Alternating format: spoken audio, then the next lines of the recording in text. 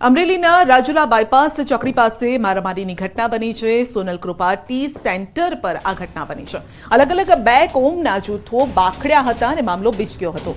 બે વ્યક્તિઓ પર 8 જેટલા લોકોએ હુમલો કર્યો છે તો જીવલેણ હુમલો કરવામાં આવ્યો છે। સ્ટોલ પર કરવામાં આવી છે તોડફોડ। જાહેરમાં કેટલાક લોકોએ હુમલો કરી મારામારી કરતા લોકોના ટોળા ઉમટી પડ્યા। બંને ઇજાગ્રસ્તો હાલ હોસ્પિટલમાં સારવાર હેઠળ છે।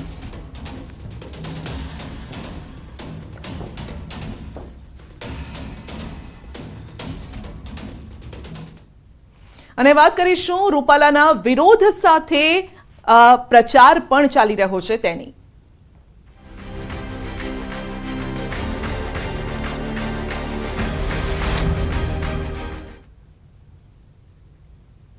રૂપાલા વિવાદમાં ક્ષત્રિય સમાજ લડી લેવાના મૂડમાં છે। આવતીકાલે ક્ષત્રિય સમાજની રાજકોટમાં મળશે બેઠક। રાજપૂત સમાજ સંકલન સમિતિની રાજકોટમાં બેઠક મળશે તો કોર કમિટીમાં આગામી કાર્યક્રમો અંગે નિર્ણય પણ લેવાશે। ક્ષત્રિય સમાજની સ્પષ્ટતા છે કે મહાસંમેલનની કોઈ સત્તાવાર તારીખ જાહેરાત કરાઈ નથી। જો કે આ પહેલા સામે આવ્યું હતું કે 6 અને 7 તારીખે મહાસંમેલન યોજશે।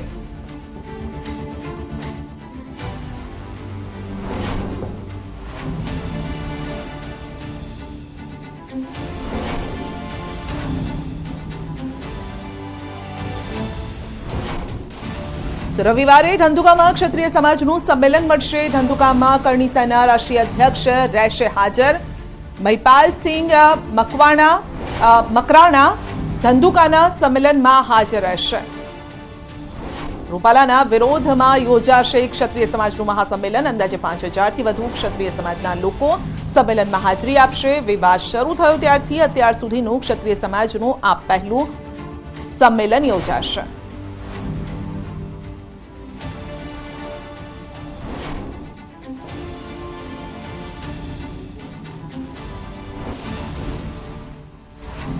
રૂપાલા વિવાદમાં ભાજપ તરફથી કોઈ નિર્ણય ન લેવાતા ક્ષત્રિય સમાજ હવે લડી લેવાના મૂડમાં છે।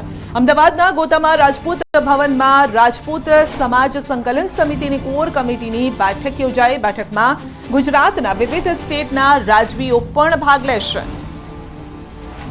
એક તરફ રૂપાલા પ્રચારમાં વ્યસ્ત થઈ ગયા છે, બીજી તરફ વિરોધ પણ યથાવત છે। તો બેઠક પર બેઠક ક્ષત્રિય સમાજ યોજી રહ્યો છે અને સમાજ લડી લેવાના મૂડમાં છે, કારણ કે તેઓની એક જ માંગ હતી કે ટિકિટ રદ થવી જોઈએ। આવું બોલતા પહેલા એમને શરમ તો આવવી જ જોઈએ, પણ 1000 વાર વિચાર કરવો પડે। એનું કારણ છે કે આ એ સમાજ છે કે જે સમાજના કારણે ધર્મ, સંસ્કૃતિ અને શાસ્ત્ર ટકી રહ્યું છે। ક્ષત્રિય સમાજનો જે કંઈ પણ નિર્ણય હશે સમસ્ત બ્રહ્મ સમાજ ખભેથી ખભો મલાવીને એમની સાથે છે, હતો અને રહેશે। એનું આશ્વાસન બ્રહ્મ સમાજના અગ્રણી તરીકે હું અલ્પેશ જોશી પાલિતાણા આપું છું। તાજેતરમાં પુરુષોત્તમ રૂપાલાએ ક્ષત્રિય સમાજ વિશે જે અભદ્ર ટિપ્પણીઓ કરી છે, જે ભાષાનો પ્રયોગ કર્યો છે, જેને અમે સખત શબ્દોમાં વખોડીએ છીએ। આવા પુરુષોત્તમભાઈની ભાજપ પાર્ટીએ ટિકિટ પાછી લેવી જોઈએ। જો ટિકિટ પાછી લેવામાં નહીં આવે તો ક્ષત્રિય સમાજનું જે આંદોલન ચાલે છે એને અમારો ટેકો છે। ક્ષત્રિય સમાજ સાથે વિવાદ વચ્ચે પરસોત્તમ રૂપાલા ચૂંટણી પ્રચારમાં જોડાયા છે। તો પેલેસ રોડ પર ક્ષત્રિય સમાજના કુળદેવી આશાપુરા માતાજીના દર્શન કરીને રૂપાલાએ ચૂંટણી પ્રચાર શરૂ કર્યો। રૂપાલાએ આશાપુરા માતાજીને ચુંદડી ચઢાવી પ્રસાદ અર્પણ કર્યા અને આશીર્વાદ લીધા। બાદમાં અમીન માર્ગ વિસ્તારમાં ઘરે ઘરે જઈને પ્રચાર શરૂ કર્યો। રૂપાલાએ મહિલાઓ સાથે ટિફિન બેઠક પણ કરી। જમીન પર બેસીને મહિલાઓ સાથે ભોજન લીધું। સાંસદ મોહન કુંડારિયા સહિતના ભાજપ આગેવાનો અને મહિલાઓ સાથે જમીન પર બેસીને રૂપાલા ટિફિનનું ભોજન જમ્યા। આ પ્રસંગે મોહન કુંડારિયાએ કહ્યું છે કે જેના અન્ન એક તેમના મન પણ એક હોય છે।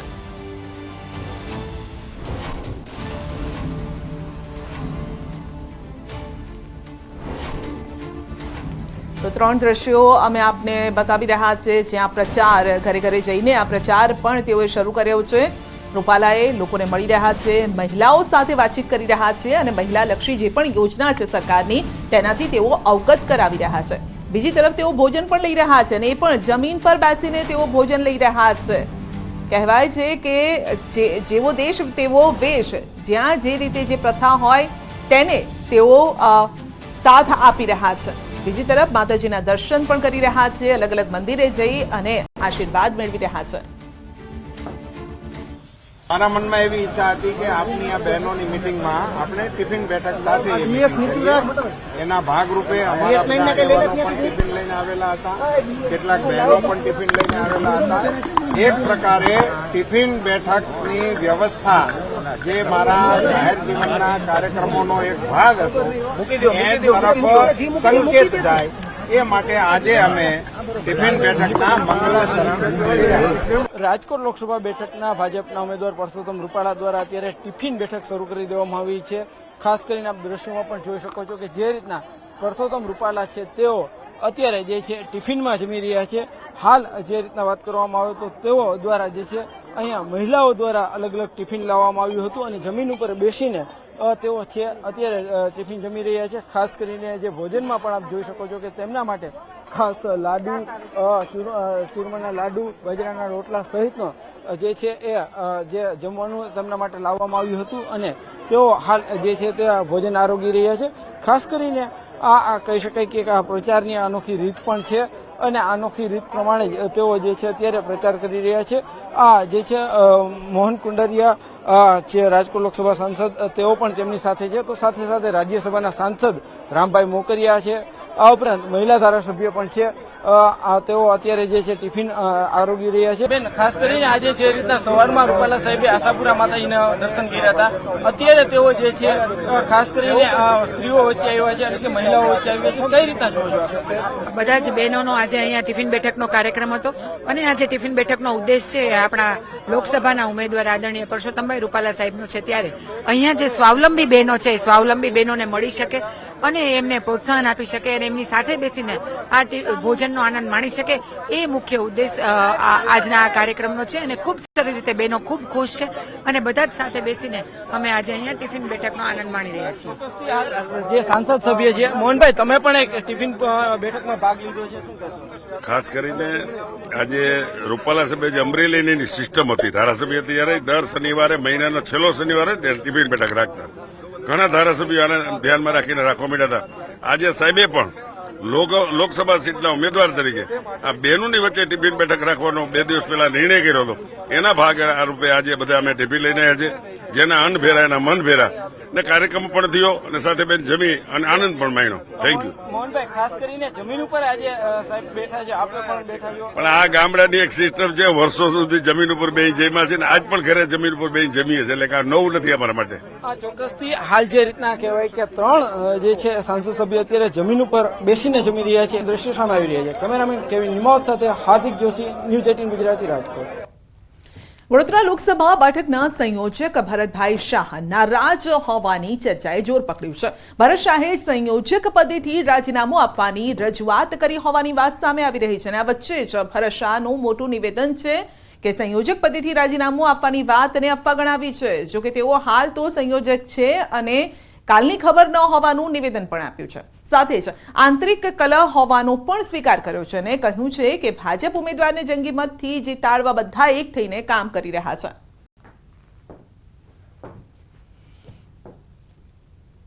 હું આજે પણ ચાલુ જ છું.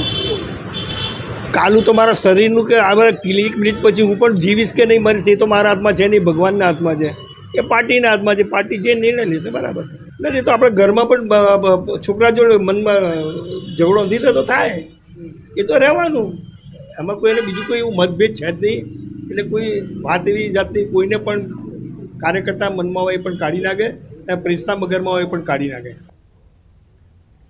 લોકસભાની ચૂંટણી માટે ઉમેદવારો એડી ચોટીનું જોર લગાવી રહ્યા છે. બારડોલી લોકસભા બેઠક પર ભાજપ ઉમેદવાર પ્રચારમાં વ્યસ્ત છે. ઉમેદવારે બારડોલી નગરપાલિકા વિસ્તારના વોર્ડમાં પ્રચાર શરૂ કર્યો છે અને ભાજપે સતત 3જી ટર્મ માટે પ્રભુ વસાવાને રિપીટ કર્યા છે.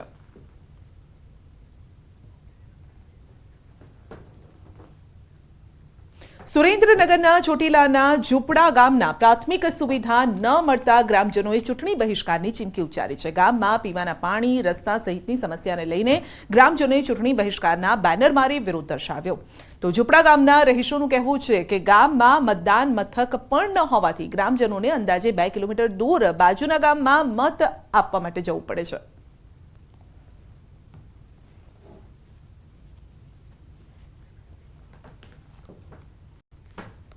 લોકશાહીના મહાપર્વની ઉજવણી એટલે કે ચૂંટણી અને લોકસભાની ચૂંટણી માટે વહીવટી તંત્ર પણ ખડે પગે તૈયાર છે.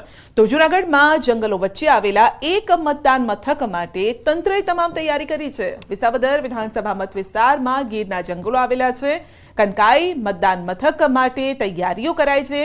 ગીર પશ્ચિમના અડાબેડ જંગલમાં આવેલા કનકાઈ મંદિર ખાતે મતદાન મથક ઊભું કરવામાં આવે છે. કનકાઈ મતદાન બૂથ નીચે લીલા પાણી, સુવરડી તેમજ ગોરડવાડા નેસનો સમાવેશ થાય છે અને જેમાં 200 જેટલા મતદારો મતદાન કરી શકે તે માટે વ્યવસ્થા ઊભી કરવામાં આવે છે. અતિ દુર્ગમ એવા જંગલ વિસ્તારમાં મતદારો માટે પીવાનું પાણી, શૌચાલય સહિતની સુવિધા ઊભી કરાય છે. તેમજ નેટવર્ક જેવી સુવિધા ઉપલબ્ધ ન હોય ત્યારે અહીં કામગીરીમાં રોકાયેલા કર્મચારીઓને વાયરલેસ એટલે કે વોકી ટોકી આપવામાં આવે છે.